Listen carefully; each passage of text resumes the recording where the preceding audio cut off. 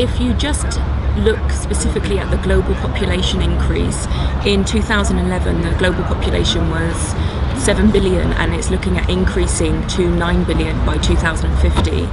And then you look at the transport reality, the congestion, the road fatality rates, the impact on the environment and health and air pollution, then now is the time that we need to kind of think about what the solutions are to those problems.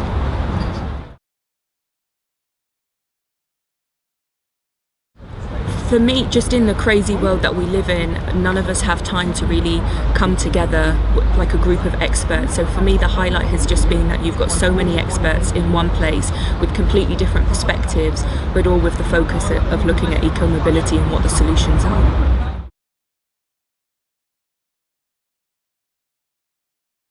I think the bicycle share schemes like the London Cycle Hire scheme, they're amazing. They've really kind of changed the face of cities. But then also I was reading a few weeks ago that China now has electric vehicle vending machines. So you can basically go and put money in and get an electric car for hire.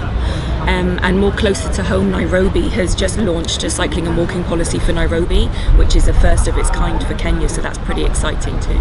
Basically, with the support of the governor for Nairobi City County Government and the Transport Council Executive, they decided that now's the time to address some of the issues they've got. So last year in Nairobi, 700 people died and 500 of them were pedestrians.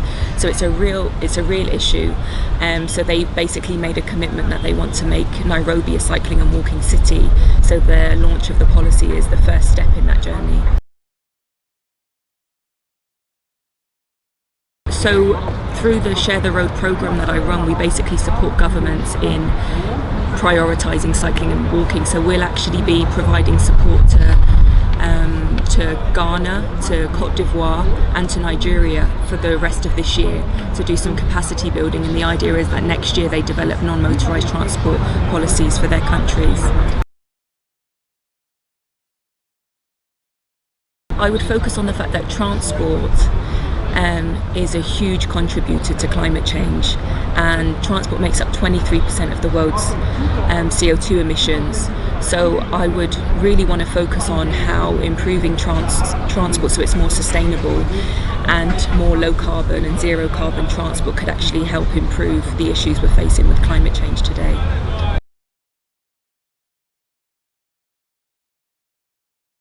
I think one of the great things about this EcoMobility Festival is not only are we going to be sitting in meeting rooms having discussions, but actually governments and stakeholders from around the world can actually test out examples of eco-mobility transport in action, so like doing the bus tours on the BRT system in Joburg.